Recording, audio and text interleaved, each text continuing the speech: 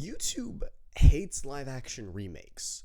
So will someone explain to me Lilo and Stitch making almost $1 billion and How to Train Your Dragon making $400 million in 2 weeks at the box office?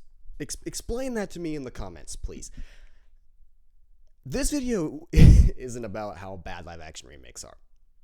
This video is about how good a recent one was, and that is How to Train Your Dragon, the live action remake from DreamWorks. Beautiful, beautiful movie.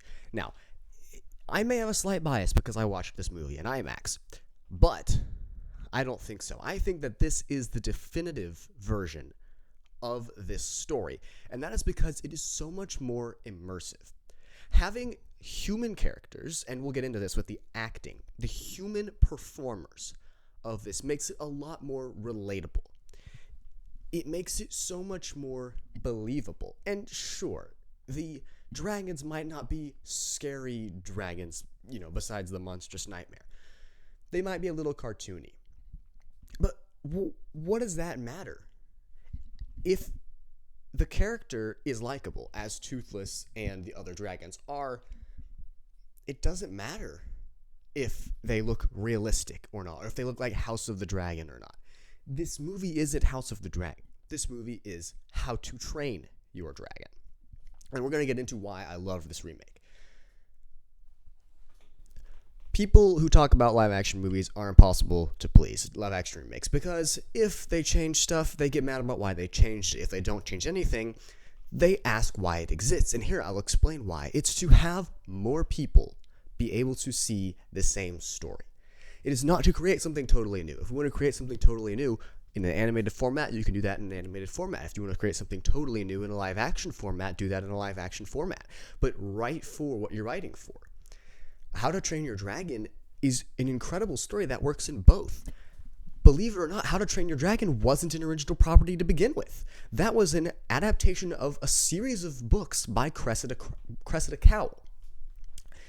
The books are very different. They made a lot of changes to those books for the movie, and I would say they worked for the better. Dean DeBlois, who's coming back for this movie, surprisingly to me, said he only came back to do this remake because he knew that DreamWorks was going to make the movie anyway. He didn't want them to ruin it. Well, isn't that artistic brilliance? No. This isn't the most artistic story he's ever told. This isn't the most creative story that he's ever told because he already created this story. But it doesn't matter because this story is good in any medium, in any time. It is a timeless story about a boy and his dragon. And that is all you need for this movie. And we're talking to the remake specifically. They didn't make a ton of changes. The ones they did were mostly extensions, which are always fun, extending certain scenes, making us be able to see more of these characters. I thought it was great. A lot of people are mad about Test Drive, or Test Driving Toothless as it's called in this remake, being slightly changed. I actually enjoyed the new choral part that was added in.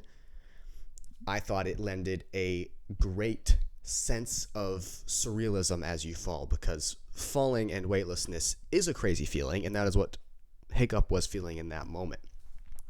Now, talking about the actors, Mason Thames as Hiccup isn't the strongest part of the movie, but he's not a weakness of the movie either.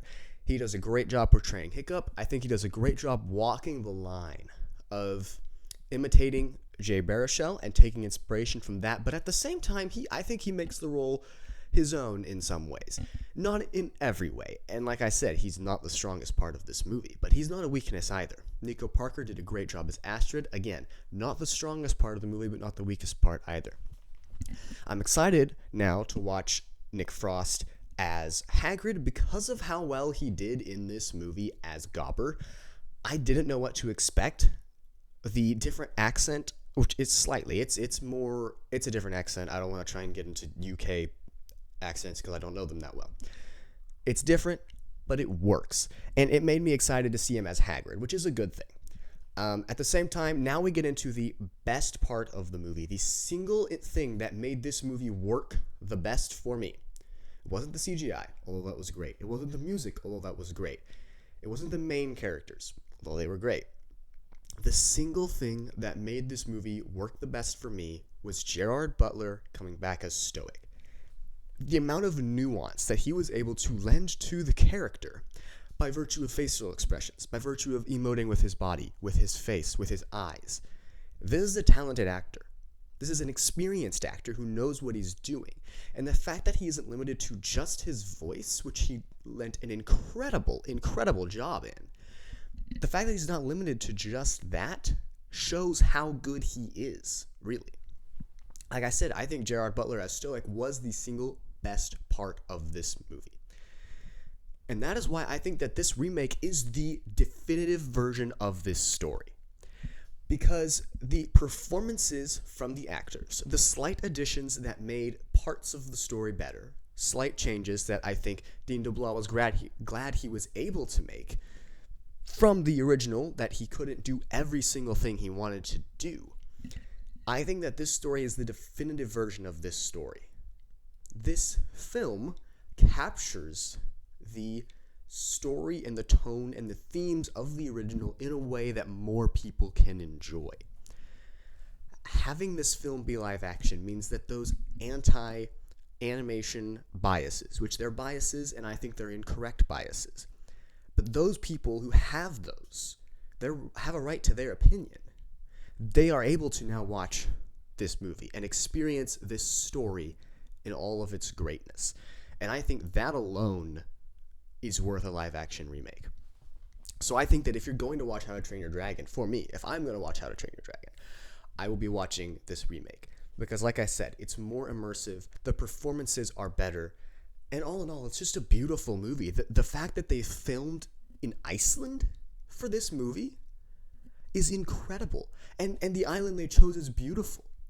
And many of this stuff is captured in camera. There are a lot of practical sets that look great. And this fact that this was Dean DeBlois' first live-action movie is very impressive. It's a very cinematic movie and a very beautiful movie. So I would give this movie 11 out of 10 as a remake and rating this movie. And while it's not a perfect film, because it is a remake and it's not its own story, nothing is really its own story. Everything takes inspiration from something else. And at the same time, this is a great story that is this is the second adaptation, right? And so I would definitely recommend you go watch How to Train Your Dragon. It's almost shot for shot. There are changes. There are a lot of changes. I have a friend who watched this movie with me. He knows the script very, very well from the original, having seen it many times. There are changes in this movie. There are moments where you're like, oh, he didn't say what I think he was going to say. And that's fine. Because it's not the same movie. It is a different movie. And I think that I enjoy it more than the original, and that is saying a lot. I was very excited for this movie, and it lived up to my expectations. So I hope that you go see it. You hope this movie surpassed Lilo and Stitch live-action remake, because I want to make sure we get all three, right? The second How to Train Your Dragon remake is already greenlit. Wonderful news. But at the same time, I want to make sure we get all three.